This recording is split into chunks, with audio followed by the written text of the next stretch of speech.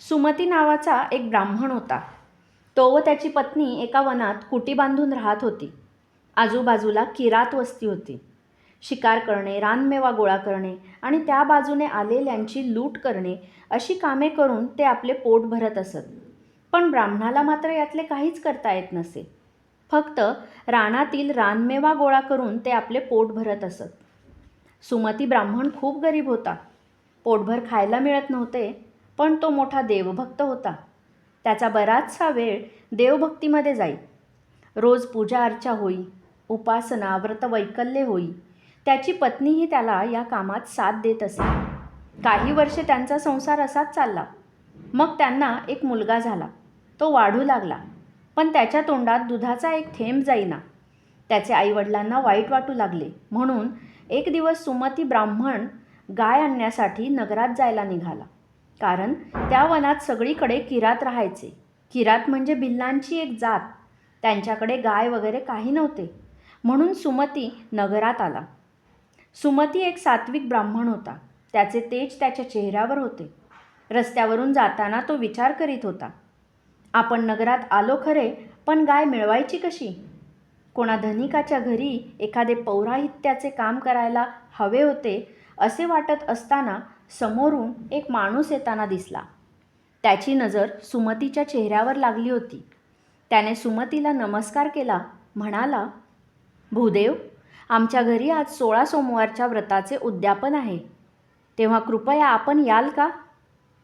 ज्या ठिकाणी व्रतवैकल्य चालतात ते देवांचे घर आहे. मी अवश्य येईन. यजमान असा अनायासे मिळाला याचा सुमतीला आनंद झाला. त्याने व्रताची सांगता योग्य प्रकारे केली. यजमानाने त्याला दुभती गाय दान म्हणून दिली. सुमती गाय घेऊन आनंदाने आपल्या कुटीकडे जायला निघाला. आपल्या कुटीसमोर गायीसाठी एक कुटी उभारावी. गाय ही देवता आहे. तिची चांगली सेवा केली तर आपली गरिबी दूर होईल. आपल्या मुलाला आता दुधाशिवाय उपाशी राहावे लागणार नाही, असा विचार करीत तो चालत होता. एका ओढ्यावर त्याने गाईला पाणी पाजले.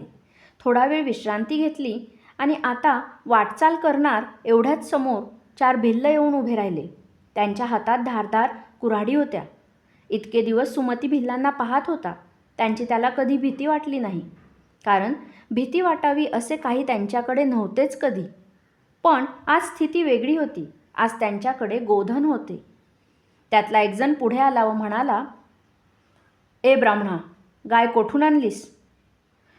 तो म्हणाला, मला दान मिळाली आहे. होय, चांगली गोष्ट आहे तर. आता ती आम्हाला दान देऊन टाक. नाही नाही, ही मला मिळालेली गाय आहे. माझ्या मुलाला दुधाची गरज आहे. नाही दिलीस तर प्राणाशी गाठ आहे. जीव पाहिजे तर गाय दे, नाहीतर इथेच तुझे मुंडके उडवून टाकतो. दुसरा भिल्ल कुऱ्हाड सरसावत पुढे आला. चौथा म्हणाला, अरे, मागत काय बसलात? घ्या ती गाय हिसकावून. तुमच्या पाया पडतो मी, पण माझी गाय घेऊ नका, कळवळून सुमती म्हणाला. पण भिल्लच ते, त्यांना दया थोडीच येणार आहे. त्यांनी धक्का देऊन सुमतीला खाली पाडले. गाय हिसकावून घेतली आणि वनात दिसेनासे झाले. दैवाला दोष देत सुमती उठून उभा राहिला. देवाने दिले आणि दैवाने नेले. दोष कुणाला द्यायचा? तो तसाच दुःखी अंतकरणाने कुटीकडे परतला. पत्नी मोठ्या आशेने त्याच्या वाटेकडे डोळे लावून बसली होती. त्याला रिकाम्या हाताने आलेला पाहून विचारले, काय झाले स्वामी? कोठे पौराहित्य करायला मिळाले नाही का? सुमतीने घडलेली सर्व हकीकत सांगितली. म्हणाला, आपल्या नशिबात नाही ते कोठून मिळणार? तो पार निराश झाला होता. मग त्याने घडलेल्या घटनांचा नीट विचार केला. मनात ठरवले तसे पौराहित्य करायला मिळाले. मनात ठरविल्याप्रमाणे दान म्हणून गाय मिळाली. पण मनात ठरविले तसे पुढे काही घडून आले नाही. घडविणारा वेगळाच आहे, आपण फक्त कठपुतली. खेळवणारा कोणी वेगळाच आहे, तोच शाश्वत, तोच खरा. मिळते आणि निसटते त्या खोट्याच्या मागे लागण्यापेक्षा खऱ्याच्या मागे लागलेले बरे. आपण कितीही केले तरी चालणार त्याच्या मर्जीप्रमाणे. त्यापेक्षा हा संसारच नको. हा संसार, त्यातली दगदग नकोच ते. आपण संसार सोडून तप करावे असे त्याच्या मनाने पक्के केले. आपला निर्णय त्याने पत्नीला बोलून दाखवला. ती म्हणाली, पत्नीला पतीचा आधार. पती हाच तिचा परमेश्वर. जे पती करील तेच कर्तव्य कर्म पत्नीचे. मीही येते आपल्यासोबत जप करायला. अगं, पण या बाळाचे काय? कुणाच्या तरी ओटीत टाकूया आणि निस्संग होऊन आपण तप करायला जाऊया. तपाच्या आडमायेचे पाश नको. तू म्हणतेस ते खरे आहे. आत्तापर्यंत बाळालासुद्धा आपण काही देऊ शकलो नाही. जेथे ठेवू तेथे तरी सुखी राहील. संसार सोडून तप करायला जायचे हे दोघांचेही नक्की झाले. त्या अरण्यात किरात आणि भिल्ल याशिवाय कोणी नव्हते. कोठे एखादा ऋषीमुनीचा आश्रम असेल का? याचा सुमतीने शोध घेतला, पण त्याला कोठेच आश्रम दिसला नाही. शेवटी हताश होऊन त्यांनी आपल्या बाळाला एका किराताच्या हवाली केले आणि दोघेही तप करायला निघून गेले. ब्राह्मणाचा बाळ किराताघरी वाढू लागला. ब्राह्मणाच्या घरी असता तर त्याने काही ऋचा म्हटल्या असत्या, एखादे स्तोत्रपाठ केले असते, मंत्र म्हटले असते, सकाळ संध्याकाळ संध्या केली असती. पण आता मात्र त्याचे जीवन वेगळेच घडत होते. त्याला वेगळेच धडे दिले जात होते. धनुष्याला बाण कसा लावावा, नेम कसा धरावा, या गोष्टींबरोबर चोरी कशी करावी, वाटेत लोकांना अडवून त्यांना कसे लुबाडावे, असे शिक्षण सुरू झाले. रानावरात फिरून रानमेवा कसा गोळा करावा, फळे कशी तोडावी, झाडावरचे मधाचे पोळे कसे काढावे, अशा एक एक गोष्टी तो शिकत होता. तो आता थोडा मोठा झाला. एकदा तो आपल्या टोळीबरोबर शिकारीला गेला. सगळे किरात एका ठिकाणी दबा धरून बसले. काही वेळ गेला आणि तो म्हणाला, मला कंटाळा आला बसून, मी निघतो. एक धपाटा पाठीत घालीत एक किरात म्हणाला, दम धरून वाट पाहिल्याशिवाय शिकार कशी मिळणार? तेवढ्यात तिसरा ओरडला, गप रे सगळे, गडबड करू नका, जनावरांची पाण्यावर जाण्याची वेळ झाली आहे. मग आणखी थोडा वेळ गेला आणि एक हरीण दिसले. सगळे श्वास रोखून बसले. बाणाच्या टप्प्यात येण्याची ते वाट बघू लागले. हरीण बाणाच्या टप्प्यात आले. एका किराताने धनुष्याला बाण लावला. तेवढ्यात हरणाचे पिल्लू टुणकन उडी मारून पुढे आले, पण तोपर्यंत बाण सुटला होता. बरोबर पिल्लाच्या काळजात बाण घुसला. मरणाच्या अकांताने पिल्लू केकाटू लागले. आवाजाने हरीण पसार झाले. पिल्लू मात्र आडवे पडले. अत्यंत गोजीरवाणे पिल्लू. पाहिल्याबरोबर उचलून हृदयाशी कवटाळावे असे वाटावे इतके पिल्लू छान दिसत होते. पण आताची त्याची मरण धडपड पाहून बाळाचे म्हणजे वाल्याचे काळीज हेलावले. त्याच्याने तडपड पाहवत नव्हती. ज्याने बाण मारला त्याच्यावर तो ओरडला, म्हणाला, या कोवळ्या पिल्लाला तू बाण मारलास हे काही बरोबर केले नाहीस. ए शहाण्या, चुप बस, नाहीतर पडेल एक कानफटात. दुसरा एक किरात ओरडला, म्हणाला, शिकार केल्याशिवाय पोट कसे भरणार? तुझ्यासारखे अरे रे करीत राहिलो तर उपाशी मरणार. देवाने हे प्राणी आमच्यासाठी तयार केले आहेत. त्यांना मारून खाणे हे आमचे काम आहे. यापुढे तुलाही तेच करावे लागणार आहे. असे वाल्यावर किरात संस्कार करीत होते. त्यामुळे त्याच्या आतून फुटणारी दया लोप पावत चालली. त्याप्रमाणेच आता वागणे सुरू झाले. शिकार करावी, कंदमुळे शोधून काढावी, झाडावरचे मधाचे पोळे तोडावे आणि या सगळ्यांबरोबर वाटमारी करावी. या सर्व कामात वाल्या तरबेज झाला. पूर्वी तो हे काम सगळ्यांच्या बरोबर करी. आता एकटा करू लागला.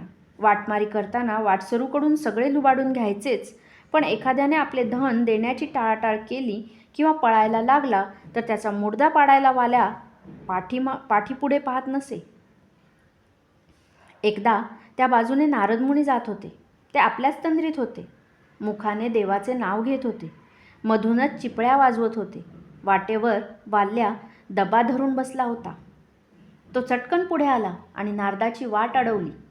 कुऱ्हाड उगारून दरडावत म्हणाला, तुझ्याजवळ जे काही असेल ते बऱ्या बोलाने माझ्याकडे दे, नाहीतर फुकट प्राणाला मुकशील. माझ्याकडे काहीच धन नाही. आहे तीही विना आणि चिपळ्या. त्याच माझ्या स्वाधीन कर. पण त्याचा तुला काय उपयोग? अरे, विना आणि चिपळ्या या देवाचे भजन करण्यासाठी उपयोगात आणतात. तू काही देवाचे भजन करतोस? ते काय असते? म्हणजे देवाचे भजन तुला कळत नाही? भजन म्हणजे ते कसे करायचे?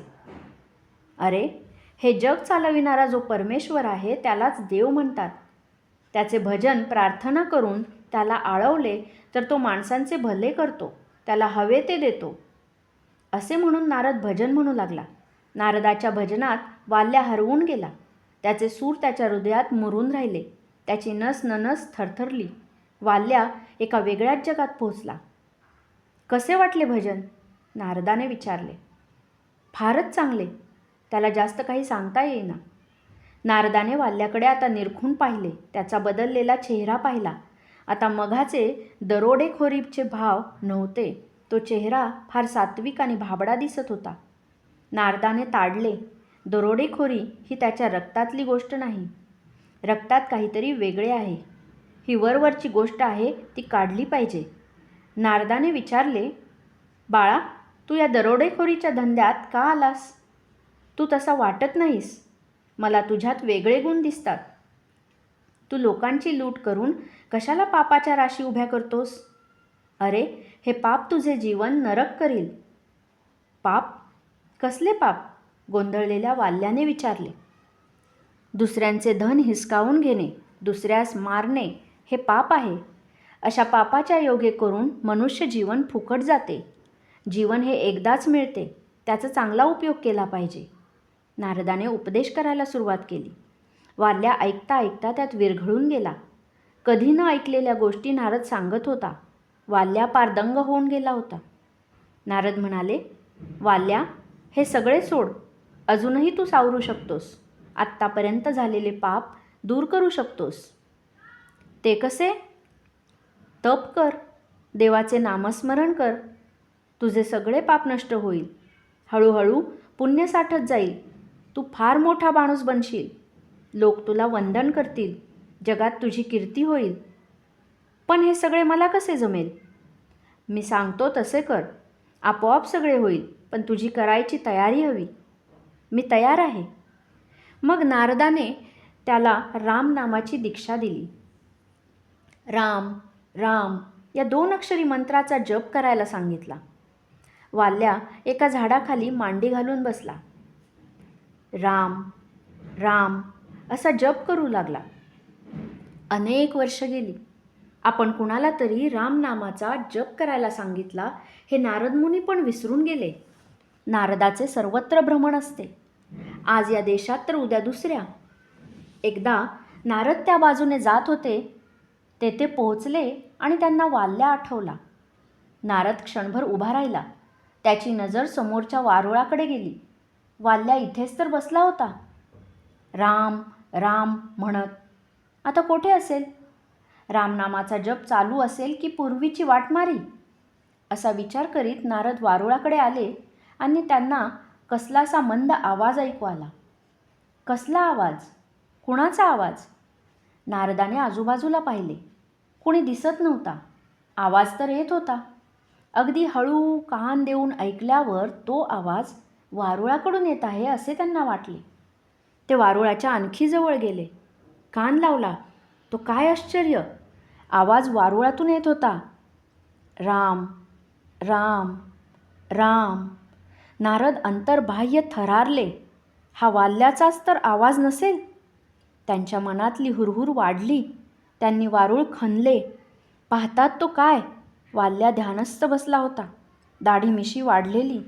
ध्यानस्थ बसल्यास किती वर्षे झाली याचेही भान नाही.